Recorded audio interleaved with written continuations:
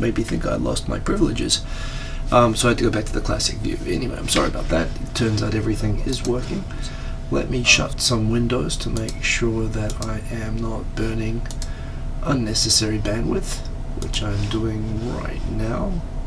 Got it. Super stickers are now enabled if you want to use super stickers. Let's pop this out.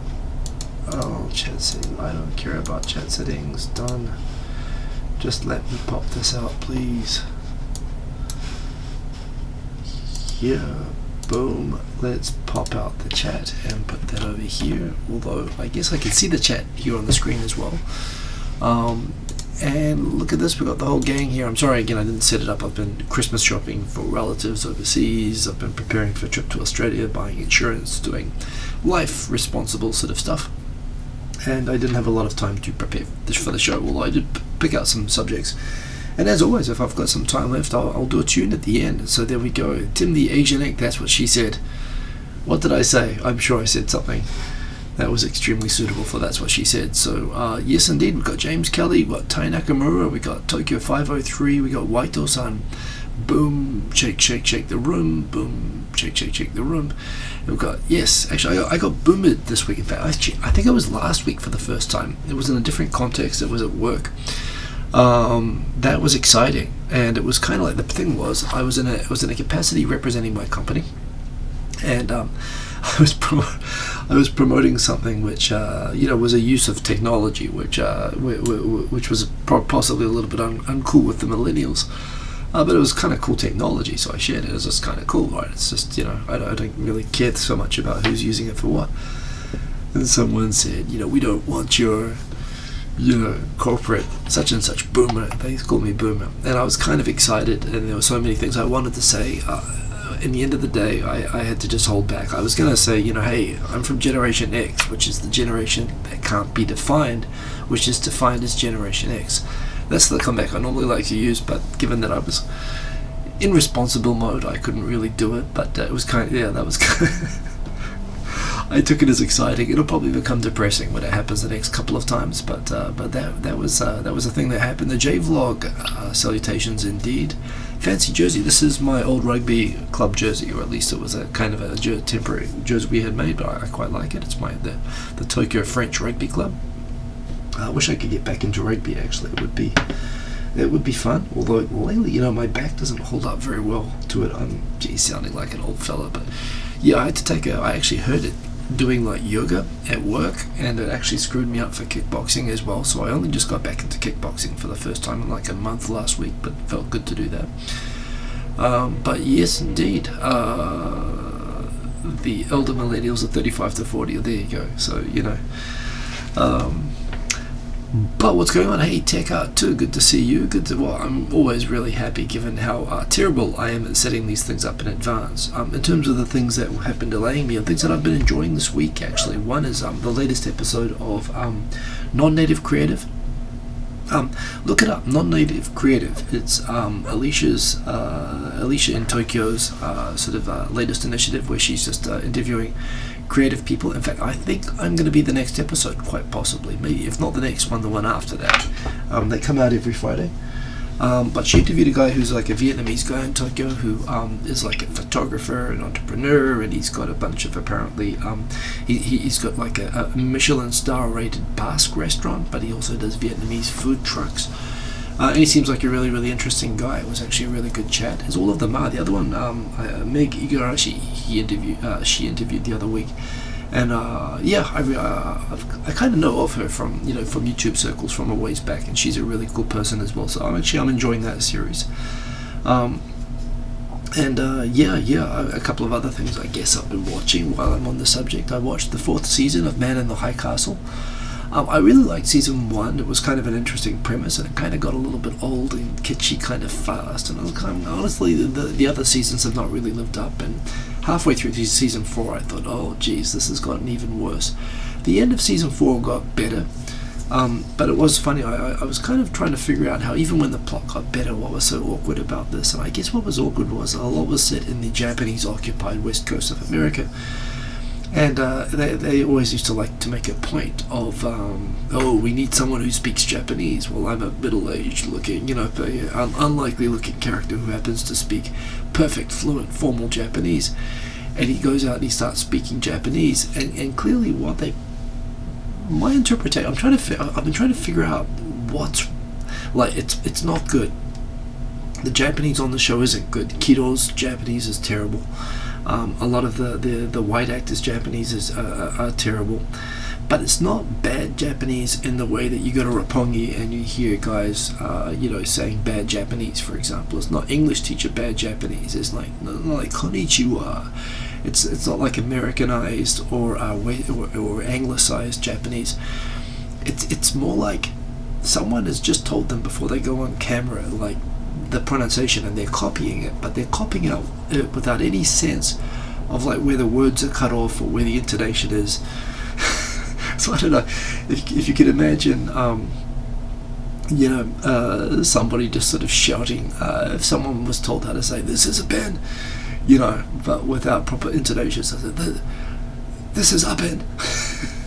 It's like that. It's exactly like that. I go to does it. It's like they're saying it like they don't know where the words are. The intonation's all off, and they're all sort of just shouting it, just kind of flat. And it's not incorrect. It's just kind of weird, And I've been kind of like, yes, and I must admit, from what I understand, the German is kind of the same, and it's really annoying to German people. It would be more enjoyable if I didn't understand the Japanese. And I feel like a horrible elitist snob when I say that. But what's funny is it's not bad in the conventional way of being bad. But the story is interesting. I mean, what happened in season 4 is interesting. I do kind of recommend it. I'm looking forward to The Expanse, which is coming out December 13, 4th season of that. I really like the first 3 seasons. Tim the Asian Ink, I think you were asking about that. It is a slow burn. It takes some time to build up, but that's what all the good ones are like. They don't try to have a huge explosive climax every single episode. And do not say, that's what she said. Quint Rankett, good to have you. Hey, you're late for the boom. I was late with the boom, so I'll do it again. Boom. Welcome to the show. Just talking about stuff I've been watching. I did watch I'll tell you, I watched a couple of things I didn't expect to watch. I'm actually not. It's funny. While I have a lot of English heritage, I have no nostalgia for England whatsoever. Other than I'm very appreciative when I think back to my ancestors and thinking, oh, I'm so glad that you moved. Nothing against England, of course. I mean, I'm basically, culturally English, but I'm really glad that obviously I'm in Japan. I like to live in more interesting places, and it's nice to know it was there, and it was nice to know that for however long, whatever, I was anchored there. But in terms of the Crown and the stories about the English royal family, I mean, they seem like nice enough people. Nothing against them, but not really interested. But the Crown is awesome. And another one is Peaky Blinders. I had a couple of people tell me to watch Peaky Blinders, and Peaky Blinders about English gangsters from Birmingham in the 1910s and 20s. I couldn't think of anything I would naturally be less interested in, other than maybe slightly the gangster element, but I didn't think I'd be interested in it at all. And it turned out Peaky Blinders was really, really awesome. Got a little bit weird towards the end. I still like the first and second seasons best. But Wait Till Sun just finished. It's pretty cool, right? I mean, I was surprised myself at how much I enjoyed that genre, and the way it tied in with history. Apparently, it was always fun to go Wikipediaing after that. Just so that my throat doesn't dry out, I will turn off the heater. Normally, the computer and the lights actually warm things up enough while I'm talking, so that was pretty cool. And actually, I must say I really enjoyed The Crown. It's actually, it is funny to reflect, and now it's getting into the time frame. In fact, there's been a documentary launched after the House of Windsor, which is kind of, it does different time slots to the Crown, but it's kind of on the same. It's funny, there are elements there that I remember, for example, as a kid, and it was, these are things that I did not expect to enjoy that I enjoyed, so that was kind of cool. There's plenty of good stuff on, and whatever you do, I do recommend check out, in fact, while you're watching right now, open another window, subscribe to Non-Native Creative. There are not many people watching, but it's good stuff, and it's actually, if you're into Japan and you're into creative stuff, it's actually, it's pretty good, so I do recommend that. Plus I'll be on it, so watch it for me if you don't watch it for anything else. But actually you'll find that it's a series of interviews with people actually more interesting than me, so you get that payoff as well. Yeah. So this is what I was just talking about before. A Man in the High Castle. I quite liked it, but hey, Bald Billet's boy.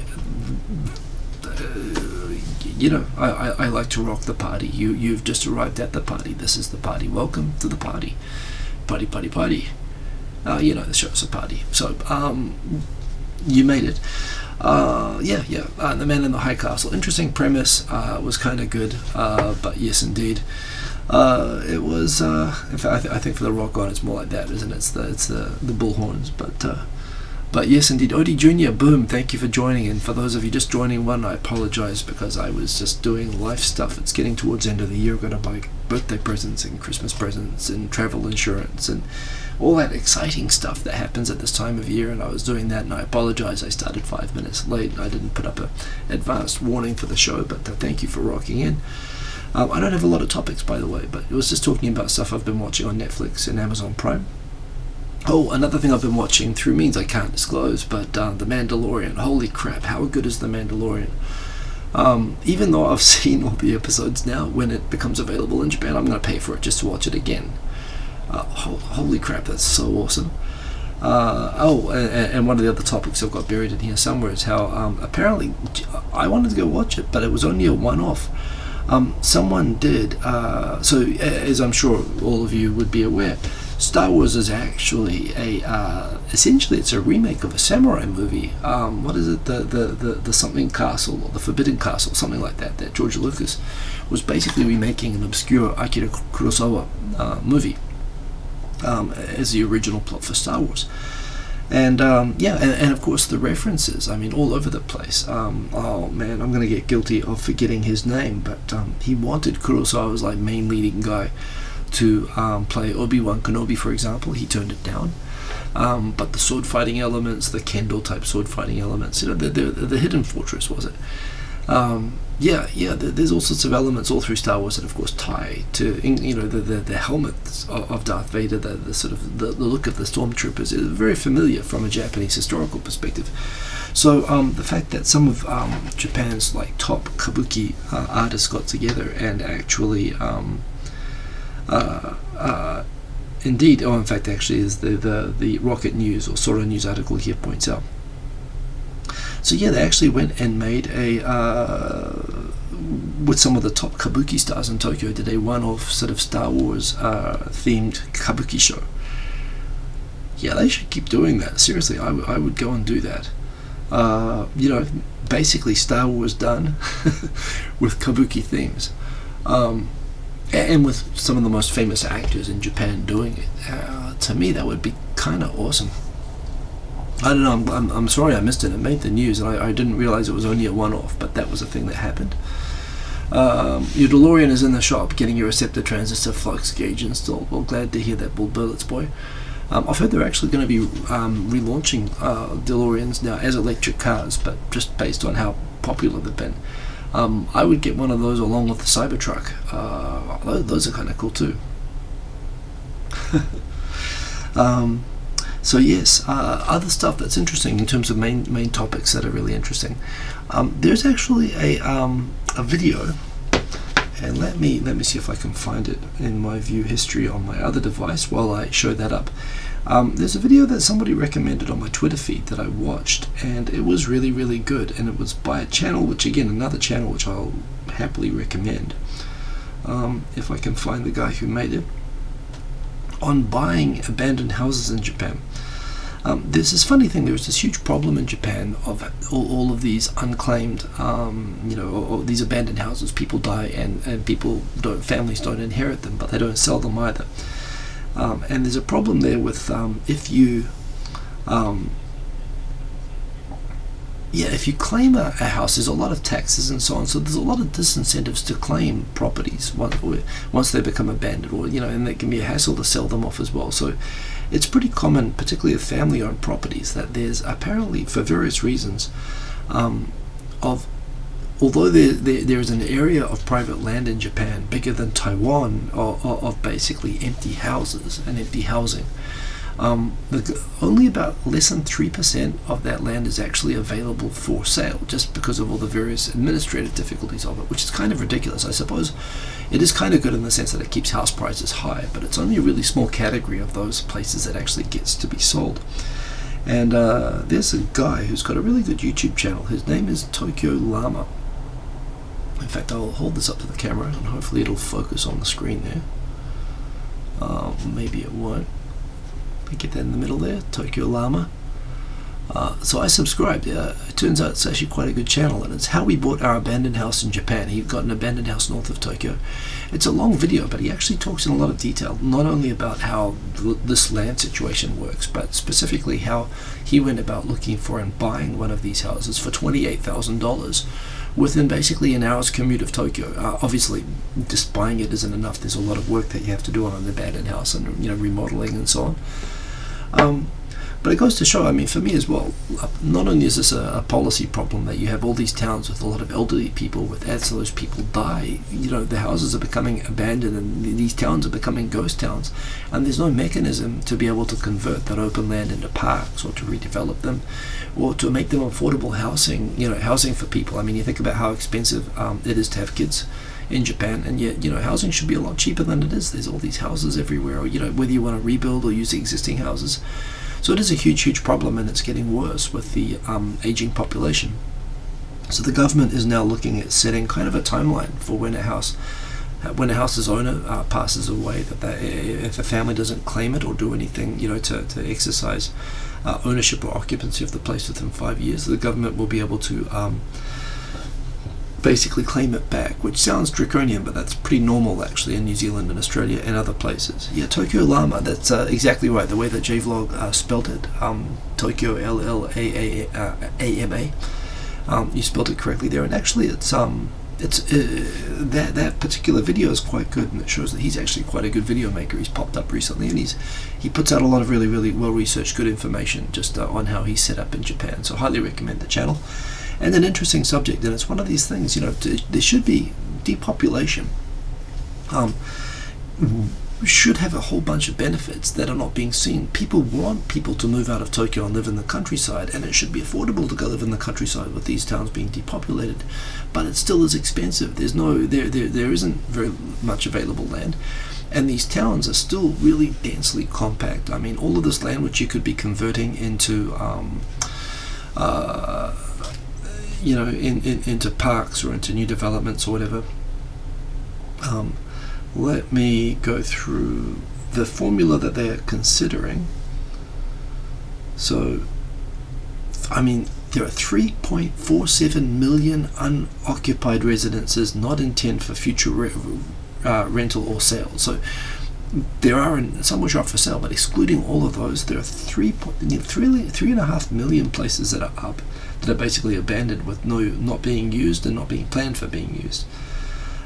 So yeah, the proposal being drafted by the Justice Ministry would require that the property titles be re-registered under an heir's name within a certain period of time after the owner's death. So it'd be based on the time of death. This would change the status quo in which heirs often decide taking over ownership of family land is not worth the effort and cost, especially for low-value plots. So basically, there'll be fines for not going through the re-registration process. But yeah, IKEA Build Its Boy. IKEA, you're looking for one. You should check out Tokyo Llama Build Its Boy, because he talks in detail about how you would actually go about looking for it and how he actually did it and what the challenges were, what the unexpected aspects of it were, in a lot of detail actually. It's actually a really interesting video, so highly recommended. And this is a big societal problem, and it's actually a missed opportunity. I mean, the small towns want young people to be going on in and replacing all the dying old people, and I'll tell you, there's a lot of people that if you could go in and buy a house for $10,000 in a town and do your startup and set up a small farm and have a great life with your family, you'd do it. But you can't do it because of this stupid system right now. So from all sorts of perspectives, it really needs to be fixed. But yeah, hey, is Shubas there in the comments? Good to see you, Shubas, if you're there.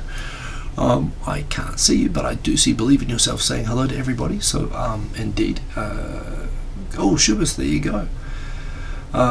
Tokyo Llama, Shubas is Llama. it's spelt with the South American spelling, so there you go. But yes, I thought it's a really interesting thing. And again, you talk about the problems that we are now having, which have been foreseeable for a long time. But things like dealing with the number of elderly people living by their own, who are dying and no one's checking in on them, and so the problem of cleaning that up, and not having kids, so not having heirs, not only to take over the land, but to handle the funeral arrangements, and the fact that this is all falling on local governments where they've never had to deal with this before. The depopulation is bringing a lot of really interesting problems. Now, you think if they could deal with all of those problems, there would also be enormous opportunities, and that's the way you should always be looking at it in that way. But there's a big gap in services for services that don't exist right now because they've never been necessary before, because these are things that families have always just looked after, taking over houses, handling funerals and whatnot. So it's an interesting problem, and that is a thing. I don't know if you guys saw this video. It is a video of I guess you know the Yamato delivery company. It is the best. By the way, I'm saying this as a fan of Yamato, by the way. They're huge. They're, obviously probably tens of thousands of employees. So of course there's always going to be some bad eggs in every company. I'm not showing you this to say that Yamato is a bad company. Compared to the joke always is how there are really two famous delivery companies in Japan. If you set aside the post office, there's Sagawa and Yamato, and everyone talks about how Yamato is like the Mercedes-Benz, and Sagawa is kind of the Dacia. It's the Lada. It's basically if you're going to have a bad experience of delivery people, like coming up to your house at 7 o'clock in the morning, or knocking and shouting loudly on the door at 10:30 at night, or having tattoos all over them, which in Japan can still be a scary thing. So it's always Sagawa. Yamato, they always basically are pretty straight-laced. That said, however, and believe me, I've seen behavior kind of like this in IT. There's a pretty serious case of a boss basically just hazing a worker. And when I say hazing, I mean he's basically physically and verbally abusing the guy. I don't know if this will show up there, but basically you can sort of see someone's obviously living right beside the place, and that's the worker there. And you know what? I wonder if this is capturing the audio. It probably is. He's basically shouting, "I'm going to kill you, I'm going to beat you up, you're useless," or whatever. And then he starts kicking him. I mean, it's kind of crazy. You got the twisted angle, but it's actually good for the shape of the video that we're showing here. But basically, the boss here was sort of going crazy. Well, again, there are some great Sagawa guys, and obviously there's some bad Kuroneko guys. But here's the boss, and he's basically just shouting at him. And I think he starts kicking him in a moment. And this is like in view of the public. So not a good look, obviously, but this is the kind of thing that when you hear about power harassment and bullying in Japanese companies, this is what they're talking about. But yeah, I don't know. I've had bosses like that.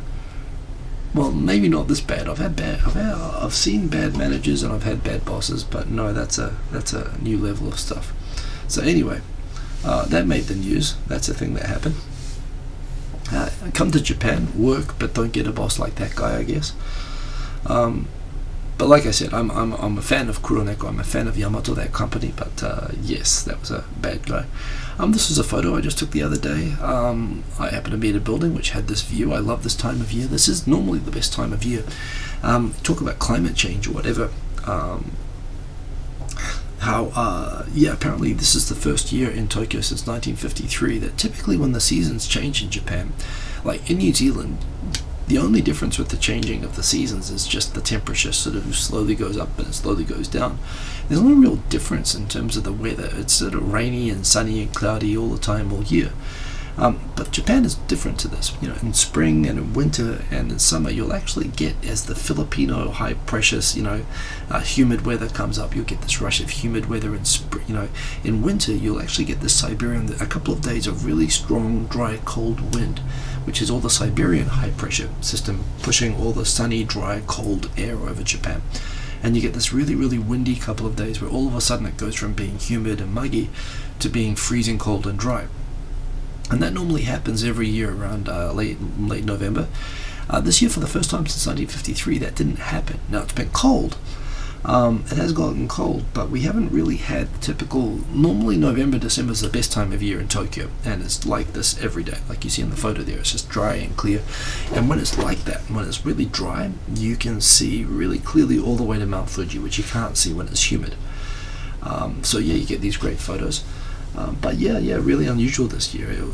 And actually lately, the last couple of weeks, it's been kind of rainy. There was actually a typhoon, even in December, over Okinawa. It was too cold for it to make its way up here, but it caused lots of rain up in Tokyo. So yeah, it's been a bit weird, but that said, I think we are getting now to the still December weather. And let me tell you, if you ever want to plan a trip to Japan, do not come during summer. Do not come during your summer vacation. I realize sometimes it's the only time you can come. But summer's pretty harsh in Japan. Right now is the best time. It's the weather is generally really good and stable, and it's cool, but it's not freezing cold. It gets a little bit dodgy in late January. It can get a bit snowy, but it's pretty good right now. So yeah. Waito-san, boy, do you miss fiberglass insulation and double pane windows. Indeed, that is the problem with summer and winter in Japan.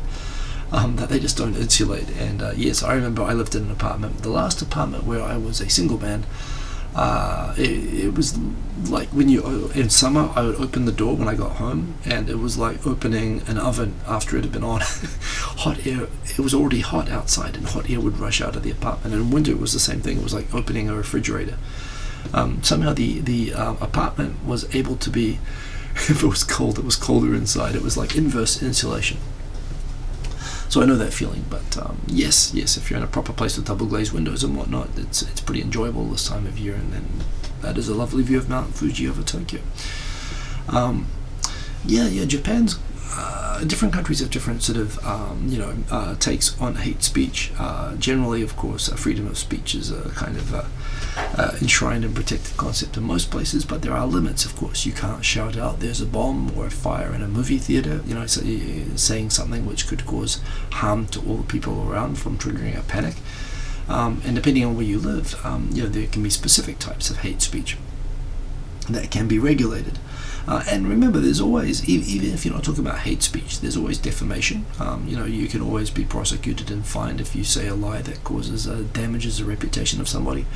So the idea that free speech is like a God-given right without limit, like a lot of people seem to think, is absolutely not true. Your speech is always limited, and if it's not limited by anything else, just don't be a dumbass, right? Quentin Rankett, good point. If there's actually a fire, you can say it. But if there's actually a fire, you can say there's a fire. But if there's not a fire, you can get in trouble. You can actually get prosecuted for shouting there's a fire in a movie theater. But good point, Quentin Rankett. But the point is that there's all kinds of ways that speech is limited. What is interesting is that in Japan, although there are restrictions on discrimination against Buraku people and against women, and against people with disabilities, there's never been specific laws to protect foreigners against discrimination, and there've never been laws to specifically target hate speech. And part of the problem is when you try to make a law like this, defining what hate speech is a problem, right? Is it racist uncle or is it genocidal Hitler? And where is the line between your uncle and Hitler? And it's hard, right? But what was happening when basically the central government made a law without any fines or punishments against hate speech, and they left it up to the local governments to decide to put in ordinances to enforce penalties. And this story here is about Kawasaki. It's just put in a 500,000 yen fine, which sounds like a lot, but it's $5,000 for hate speech. But they were dealing specifically with a very specific group that was actually called the Zaitokai, which is basically going.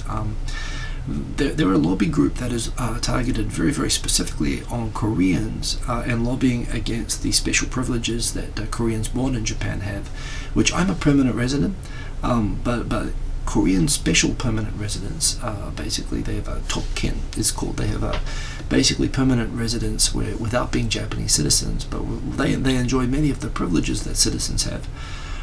They have more rights than I do, for example. And this group is ostensibly a lobby group to address the kind of overprivileges to non-Japanese citizen, special permanent resident Koreans, extremely specific. But the way that they were going through and making their pitch, I mean, as far as I'm concerned, you've got any policy, any immigration policy. Of course, it's a policy. A government can decide to change. They can decide to welcome more. They can have more permanent residents, less permanent residents. They can decide the criteria. They can decide the rights. Nothing wrong with that. However, the way that they were going about it was they were going into Korean neighborhoods and in front of Korean schools, and particularly North Korean schools, and saying you should all be dead, and we'll kill all of you. They were being particularly nasty, bad people. They were being more like, less like a racist uncle and much more like Hitler.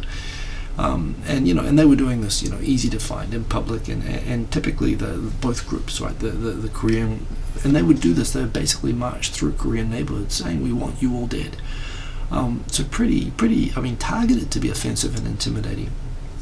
In fact, if you ask me, you don't need a hate speech law to prosecute people for that. I mean, you're really threatening them. I mean, that's basically a form of assault. When you intimidate someone and you threaten them with the apparent means to carry out your threat, you can be arrested just for that. And Quentin rank, as you say. But the point is that, whether they're saying it directly, whether they're saying I'm going to kill you, or they're just going to say that all people from this ethnic group should be dead or whatever, and speaking basically in favor of genocide and in favor of throwing people into the ocean or whatever, it was particularly nasty. And it was a bad image for Japan as well, and the fact that that this wasn't really regulated. I mean, this sort of stuff has been around for a long time, but the Zaitokai was a group that decided to take it particularly to its logical extreme, and it actually resulted in the passing of this very, very weak legislation against this kind of stuff. And this is essentially Nazis going around saying, that Jews should be exterminated. This is the Japan equivalent of that. And countries where this has taken place in Europe don't tolerate that kind of speech, and they do regulate it. And while Japan hasn't specifically regulated this type of speech, and the definition of hate speech is quite vague, this particular group made it pretty easy. So they did similar things in Korean neighborhoods in Kawasaki and Korea, and given that the protesters were almost always not local, they came from other towns. They traveled all the way to Kawasaki to hassle the Kawasaki residents, and frankly to intimidate. When you see these protests, they're intimidating not just towards the Korean people, they're intimidating towards the Japanese people. I mean, these people look like gangsters. They look like bad people. And they act like bad people. I mean, it's fairly easy to say that when you have a protest that's spouting genocide and violent actions towards people who are living in your neighborhood, that's not a good look. So Kawasaki said, "Screw you guys," and there's a $5,000 fine. I mean, it's still pretty light, but the people who are in this group are being fined. And if you ask me, hell yeah, hell yes, of course. Don't be evil person. I mean, how hard can it be? And it's a 5,000 yen fine, so $5,000 fine. So I don't see that people can really be complaining about that. Particularly, this is a local ordinance against not having Nazi marches. I mean, how hard can that be? So I'm all for free speech. I am, but I also think that reasonable limits. People who tend to say I'm against any form of restriction of free speech, I'm okay with debating ideas, even evil ideas. I think it's actually it's important to engage and discuss, and challenge and flesh out even those, and not let people go on unchallenged when they raise them. I think it's better to discuss them than to suppress and force silence. I think the stigma can make things worse. But there's a certain line, and I think that's advocating the killing of entire nationalities and ethnicities. I think is pretty bad. I mean, Captain Obvious is obvious. So anyway, good question, Quinn Rankett. Well, so and this is the problem with the law, is that the definition is vague. So I don't know if there was if there were to be a campus debate as should all people from a certain country be exterminated. Well, basically, if it could be. So basically, it's regarding racial discrimination. So I suppose if you could somehow have such a debate without ever coming into making unjust discriminatory statements, I don't know how you'd be able to have a debate like that without making such a statement. Although someone could probably do it as a challenge, but if they can do it in that way, it'd be interesting. The point as well is that Japan is not a particularly litigious country. In America, if you had a law like this, everyone would be suing each other on it like immediately. In Japan, people don't really do it, and in this case, it's a city council that is actually suing, the effectively a neo-Nazi group, the Japanese equivalent of a neo-Nazi group, advocating a Holocaust against Korean people. And by the way, and this is in Kawasaki, which is right by Yokohama, where there were wholesale massacres of Koreans after the 1923 earthquake in Japan. So these aren't theoreticals. This is stuff which has actually happened in that area before. So to me, the city council going and putting in a $4,600 fine, I think is perfectly acceptable. I realize that there is a slippery slope and there's stuff to be careful around it, but that is a thing that happened. And personally, I mean, of course, if you ask me. Quint Rankin. Well, the point about having the void for vagueness doctrine, I think doctrine. Yes, without the courts will generally enthusiastically fill in vagueness with specificity. They'll make it up. That's what common law is about. Japan doesn't have common law. It follows a civil code where things are basically written down in black letter and courts decide case by case, but they don't have doctrines where they get to make up law on their own like they can do in New Zealand or Australia or America. So what you have in America is you have a lot of law around the definition of hate speech based on case study and precedent, and judges saying, "Oh, this is clearly hate speech." In Japan, it's kind of more difficult than that because you don't get to refer. Well, you can refer to the other cases, but you aren't bound to follow them. But the other problem is generally is that, just like I say, Japan just is not litigious. So yes. Quint Rankit, could a foreigner in Japan say dropping the bombs was justified, or is that hate speech? Well, I don't think that you would get sued by anybody for that, and clearly that's not the intention of the law. The intention of the law is racial discrimination. So there's two problems there, right? The first thing is whether a minority can be racist, which I believe that they can be, but typically under most definitions of racism, it has to be from a position of power within the society or the relationship, which is difficult for an American to sort of argue that they are. And then even if you accept that, again, is saying dropping the bombs, is that racially discriminatory? That's just a thing that happened. I mean, remember, there were Koreans who died, there were Americans who died. I mean, it was Nagasaki was a mostly Catholic city. It was mostly churches that got, and civilians that got killed. If you say that, if you were to make a statement along the lines that, ethnic Japanese people all deserve that, or something like that, I think you would be towing a pretty fine line. But I think saying that Truman's decision to use the atom bomb was necessary to end World War II, some people could take that as offensive, but I don't think anyone would take that as hate speech ever. Again, it all comes down to common sense.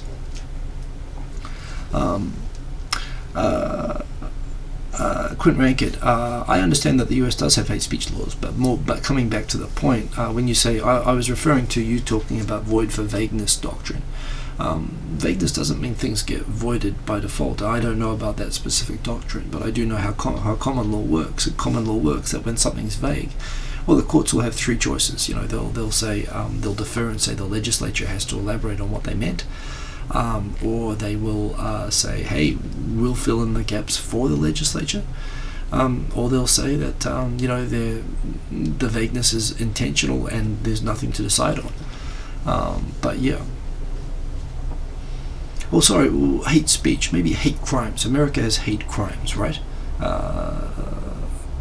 You can, if you carry out a murder, but there's a hate crime element, FBI will get involved and prosecute it in America. That's what I understand. So, for example, if there's a murder, but it turns out it was done by the KKK, FBI can take jurisdiction. That's my understanding of how it works in the US. So it's not exactly hate speech, but if hate speech is given during the course of a murder that can indicate that it was intended as a hate crime, it feeds into stricter penalties anyway. So, but obviously it's a very, very tricky area, but I'm very glad that Japan is actually starting to address it, at least leaving a situation where there was nothing to deal with it before.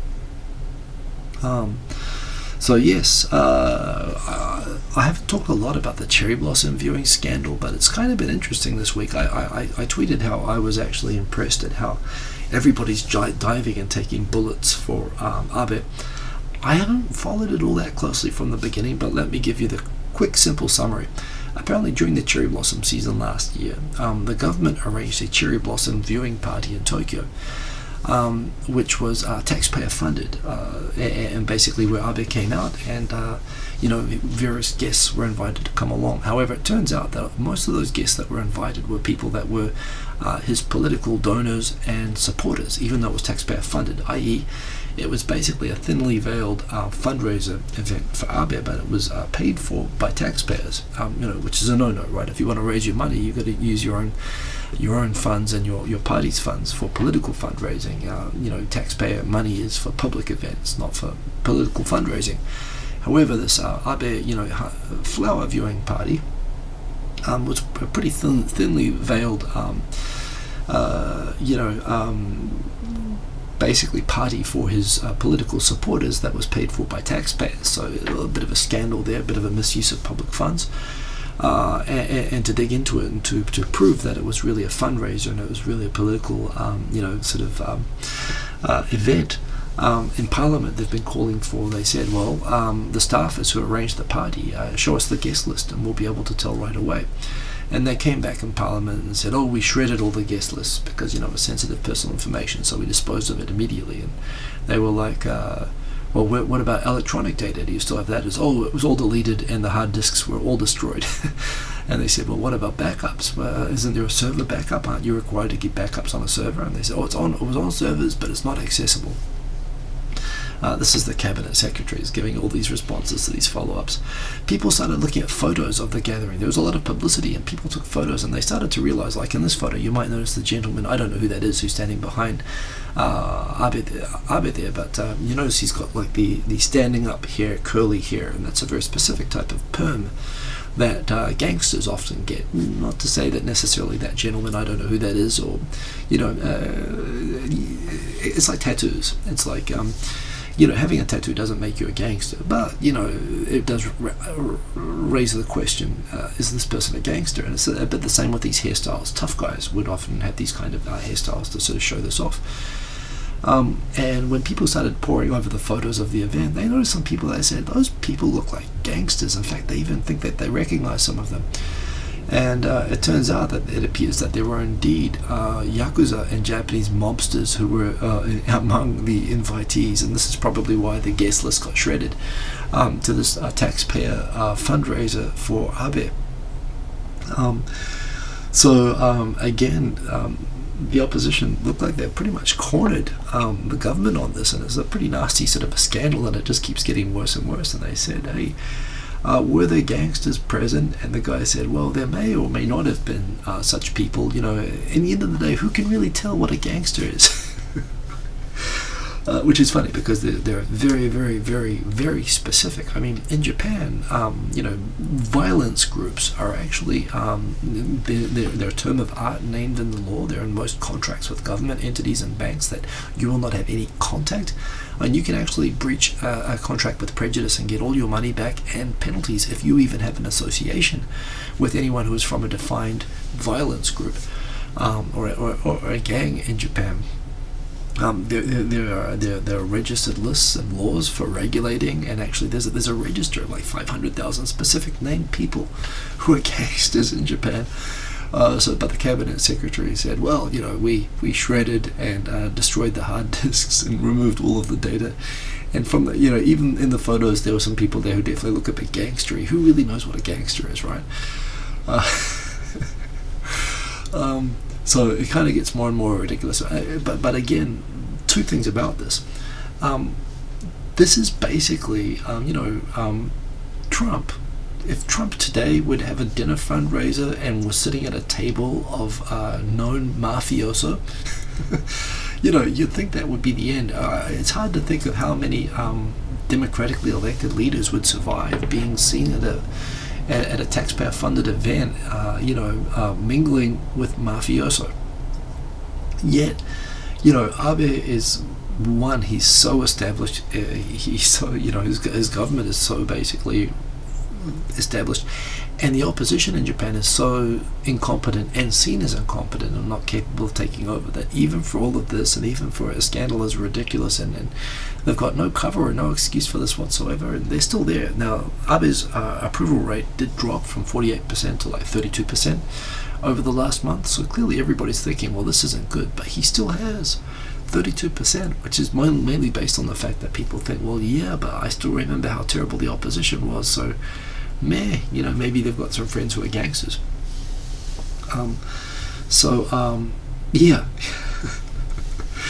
It's kind of that is an interesting scandal that's just getting interestinger and interestinger, and that on the one hand you got this cabinet secretary with these terrible excuses, basically diving in front of Abe, taking all the press bullets and not doing it well, and yet he's fine. No, there's no, I don't even know if impeachment exists in Japan, but if it did, I mean, it's incredible that he's surviving. I mean, you think about the things that prime ministers in the past have apologized for that are nothing compared to this. So, just goes to show how completely bulletproof Abe is. And another thing, recently within the last week, I think he became the longest serving prime minister in Japanese history. Which, if you recall, before Abe came in, Japan was famous for having like a rotating door on prime ministers. It was rare for a prime minister to last more than a year. I mean, hell, they would sneeze at the wrong time and they would resign. So, Abe is, wow, he's actually, really, really basically embedded as prime minister, and there's no real viable alternative to him right now within the LDP or outside of the LDP. And it seems he can even have flower viewing parties with gangsters for fundraising paid for by taxpayers. And everyone kind of shrugs their shoulders. That's where things are at. It's an interesting scandal. Some other news last week, I did mention how Korea, basically after holding a gun to its head and threatening to shoot itself if Japan didn't drop its I hesitate to say restrictions. It was publicized as saying Japan imposed export restrictions on South Korea as punishment for the war labor dispute that it's having. And that's not exactly, well, no, it's not even not exactly. It's completely not true. What Japan did is that Japan had always treated, Japan is a whitelist of nations that are basically responsible and good at tracking their exports, where they handle sensitive, dual-use exported materials that can be used for military purposes like nuclear weapons or, ballistic missiles and whatnot. High-tech products and whatnot. And Japan has some semiconductor materials that it exports a lot to South Korea, which manufactures a lot of semiconductors and computer chips that could be used for nuclear weapons and missiles. And so, Japan has a program where it whitelists countries that have really good export control systems, where they rigorously track where all of these materials end up, that Japan can basically trust country to country. It says that without those sort of controls in place, what happens is what most countries in Asia, every country in Asia other than Korea, needed to do was every time they export, they need to make an application. They would need to actually explain exactly what they're going to use the materials for. They need to certify and prove that the materials were not forwarded on, and provide sort of tracking case by case for whoever's purchasing it. It's a lot of paperwork. It's a lot of hassle, but it's what Taiwan does, which also does a lot of semiconductor manufacturing. Malaysia does a lot of this. Indonesia does a lot of this, but only Korea got to go on the white list of 20 countries. 23 countries, I think, which are mostly European countries, America, Canada. A couple of sort of advanced nations got to be on this sort of list, but based on the fact that they had a really great export control system that could be trusted to track where these exports would end up. Now, what happened with the export control system for Korea is they never had it really properly well set up, and it turned out that over like 3 years they lost the track of 152 exports of sensitive dual-use military semiconductor materials. Something like 70% of the exports of these materials to Korea got lost, and no one knows where they ended up. They could have ended up in North Korea, they could have ended up in Iran, they could have ended up anywhere. No one knows, because frankly, just Korea wasn't doing the paperwork. They just weren't. They were basically asleep at the wheel on the system. And for 3 years, Japan was negotiating with South Korea, saying, "Please pull up your socks and run your system properly, or else, we're not going to be able to keep you whitelisted. We're going to need to track every single export." And Korea ignored Japan this entire time. Now, it's true that Japan was having this other dispute. In fact, they're having a number of other disputes. I mean, Japan and Korea always have disputes, but it got particularly nasty over the war labor issue. And that was around the time that Japan just said screw it, and they just said we're taking you off the whitelist. And Korea said, oh my god, they're imposing export restrictions on us that are going to damage our economy, we must retaliate. And they have retaliated. Korea's gone and basically blocked Japan from all whitelisting for export controls, even though Japan's got no problems. Koreans now have gone, there's a public, sort of a social boycott of Japanese goods and travel to Japan. They've cancelled all these flights to Japan. Japan's exports of beer to Korea went down to 0 last month. So the reaction was nuts, and it was all basically the Korean politicians saying, we haven't done anything wrong. We have a perfect export control system. This is just because Japan's not sorry for the war. So, a conversation that was going really well, and then they had this brilliant idea that they could make America cause Japan to back down if Korea held a gun to its own head and threatened to pull out of military intelligence sharing with Korea and Japan. And America said, what, are you stupid? And basically America took Japan's side, and they said, Korea, stop being dumbasses, do not drop out of the intelligence sharing treaty, and get your export control under control, set program up to speed, and don't be dumbasses, and stop suing Japan and the WTO over being delisted as a whitelisted, specially privileged country for this. So Korea basically at the last minute, they gave up. They did not cancel the intelligence sharing thing. Basically under American pressure they dropped down, but they were the ones who were going to suffer from it. And they also dropped the WTO lawsuit against Japan for dropping them from this export controls whitelist. And they've just announced that they are going to start reviewing their export control program very quietly, because they don't want to admit that they were ever wrong. But they're basically starting to admit that they were dumbasses and Japan was right, all along. And, they basically had to humiliatingly back down. But, the result of this is that there's a huge boycott against Japan right now. And Quint Ranked, yes, it's an extremely bad marriage. In fact, I like to joke, it's completely accurate that Japan is Woody Allen and South Korea is Mia Farrow. I mean, in so many ways, that's just such the best analogy. It's a terrible marriage. But yeah, basically, again, Korea is going to be right forever when it comes to being colonized by Japan and the war. But regardless of how right in whatever big picture Korea is, it's clearly wrong about this export control issue. And they were wrong about pulling out of the GSOMIA military intelligence sharing treaty, and their governments backed down, and that looks terrible to their people. So they've gone and made all these excuses, and they said, oh, Japan's being dishonest, and they said they were going to make concessions and they were going to reinstate us and stuff like that. But no, they're wrong, and they admitted it, and they're basically quietly going now trying to fix their system, which is all they have to do. At the end of the day, Japan hasn't boycotted or blocked anything to South Korea. They've just expanded the paperwork, which is because they were losing the stuff. It's kind of, again, for all the noise and all the hoopla, they've basically admitted they were wrong. The only way where Korea has really been successful in a way is that they shifted the discussion from being about them breaching the 1965 diplomatic relations treaty with Japan, where basically Japan paid all the compensation for war-related claims, including war labor, and the way that the recent Korean Supreme Court case undid that. They've moved the conversation from being about that and their breach of their international treaty with Japan, and they've kind of shifted it to trade and to military intelligence, and they've tried to shift the whole conversation away. And they've been pretty successful at that, even though where they shifted it to, they've frankly just been humiliated. But what can you do, right? And I'm also coming down to the school that as much as I really would love Korea and Japan to just get along and be really close allies and friends about everything, I don't think it's going to be possible, particularly with this current Korean government. Again, it's just the Korean governments over there just too casually take advantage of bashing Japan whenever they're doing badly, and the current Korean government's doing really, really badly. The justice minister just had to step down in a corruption scandal.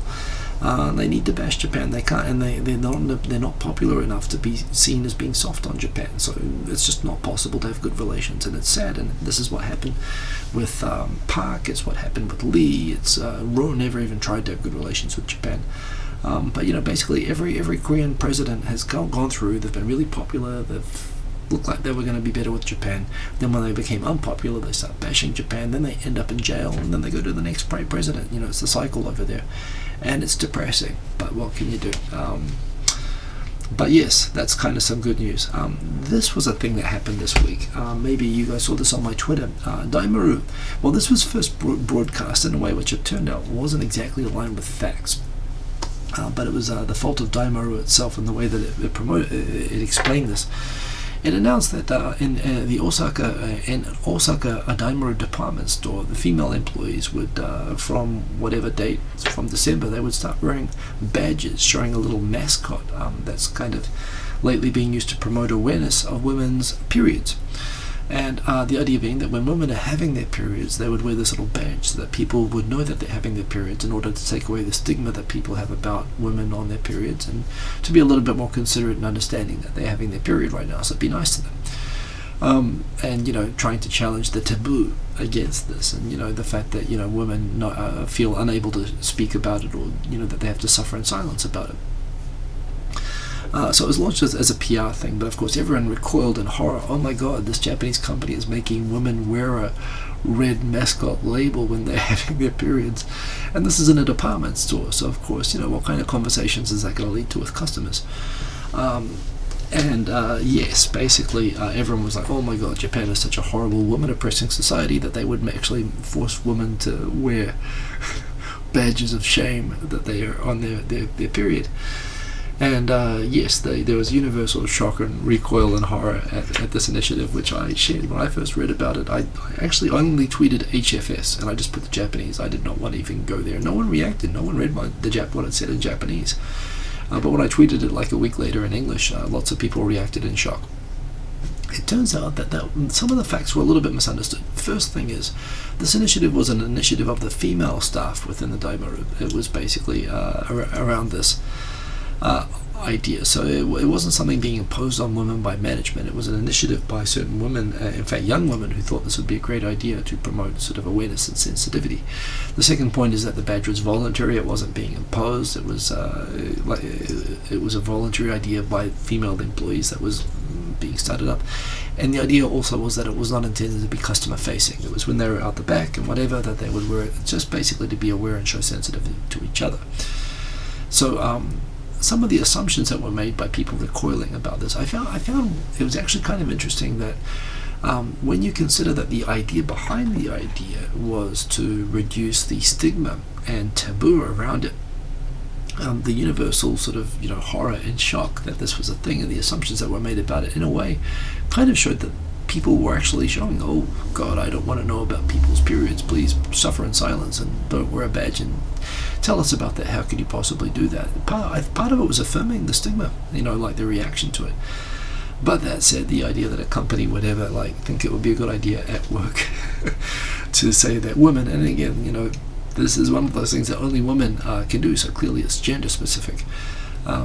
Just even the idea that even if it was female employees, it would still be seen as a pretty dumb idea. And it's one of those areas that I couldn't even imagine going near it. But it's something that for about a week Daimaru thought might be a good idea, and they decided after about a week of public reaction and various outrage, and is now going around the world, that maybe it's not such a good idea to make women on their periods wear badges to tell everybody.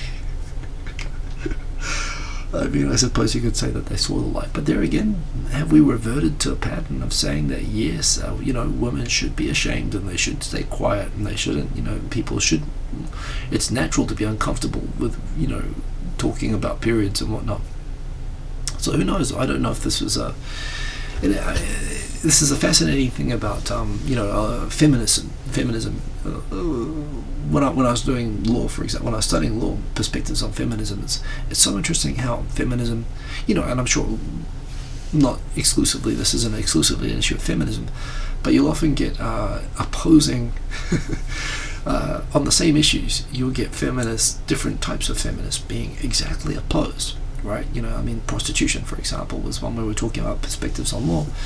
On the one hand, feminist opponents of prostitution or legal prostitution would say it's the commoditization of women's bodies for as a commodity that men can pay for and trade. Trading and buying and selling women's bodies. This is horrible. Not being seen as human beings. On the other hand, proponents of legalized prostitution and feminism would point out, well, the prohibition on prostitution is men trying to stop women from making money in a way that men can't make money. It's trying to restrict the ability of women to become economically independent. Taking money from men, from something that only they can do.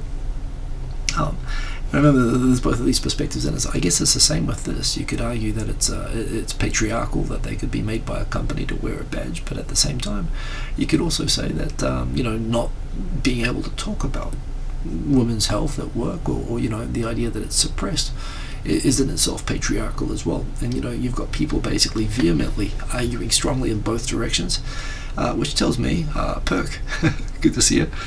Which leaves me, of course, standing in the middle, raising my hand, thinking, yeah, I'd like to just say that I have no opinion on this whatsoever. I do not want to get caught in this crossfire. I said that, but I've just been talking about it for 5 minutes, so there you go. But I thought it's an interesting thing, right? You can argue it both ways. And that's all the topics that I have for tonight. That's exactly an hour. I started at 10:45 because the streaming interface had disappeared from the normal control room. So that's the thing. I could do a tune, but you know what? I'm just going to check out tonight. So have a good evening, everybody. Remember, you can follow me on Twitter. Go and subscribe to Non-Native Creative. I think I'll be on that probably this Friday, and the episodes that have been on so far are awesome. Keep in touch with me on Twitter, and see you this time next week. Have a good one, everybody. Remember to like if you liked, and see you later. Boom. Peace. Waito-san, quick, Hiko, tell me the strangest thing I saw on a train. The strangest thing I saw on a train. The strangest thing I saw on a train. I've had a drunk old person sort of tell me tearfully his long-suffering life story loudly on a train, and I had to tell him off. I don't know, I haven't seen really, really weird things on a train. I mean, of course, there's always, I've seen incidents of sort of weird people. I've had somebody who seemed to be claustrophobic on a really claustrophobic train scream at me and push me off the train when I tried to step on. I've seen what I thought were scum, but I wasn't sure. But nothing really, really freaky or strange, I'm afraid. Mainly some weird conversations, I guess. I'm sorry, it's a bit of a disappointing answer. After 21 years, I should have a better answer than that. But I'm sorry, that's the best that I've got, Waito-san. But I hope that did the trick. Yeah. But yes, I hope that's satisfied. I've said goodbye. But remember as well, please like if you liked. Check in. You can ping me anytime. And see you all next week. So boom. Peace. End stream.